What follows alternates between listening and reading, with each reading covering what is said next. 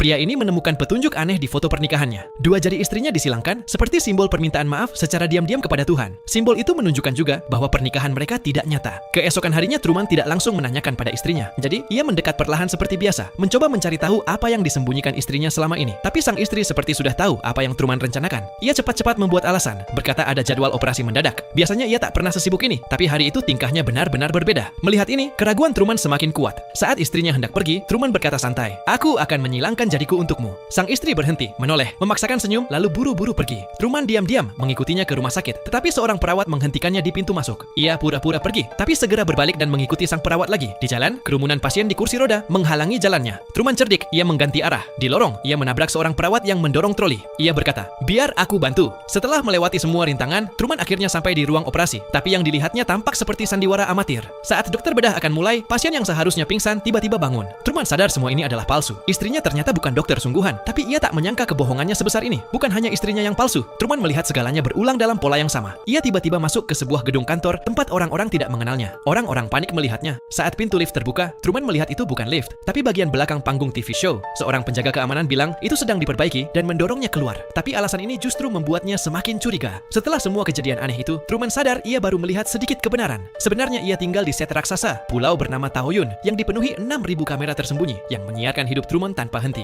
2 miliar orang menyaksikan kelahirannya, 190 negara melihatnya belajar berjalan. Lautnya palsu, langitnya palsu, bahkan orang-orang di pulau itu pun palsu. Mereka hidup, bekerja, tumbuh bersama Truman selama 30 tahun. Ia hidup di bawah mata kamera. Bahkan istrinya rela mengorbankan masa mudanya hanya untuk berperan sebagai istrinya. Penonton bosan dengan ekspresi palsu dan akting berlebihan, maka seorang sutradara membuat acara televisi yang bernama The Truman Show, acara televisi paling terkenal di dunia.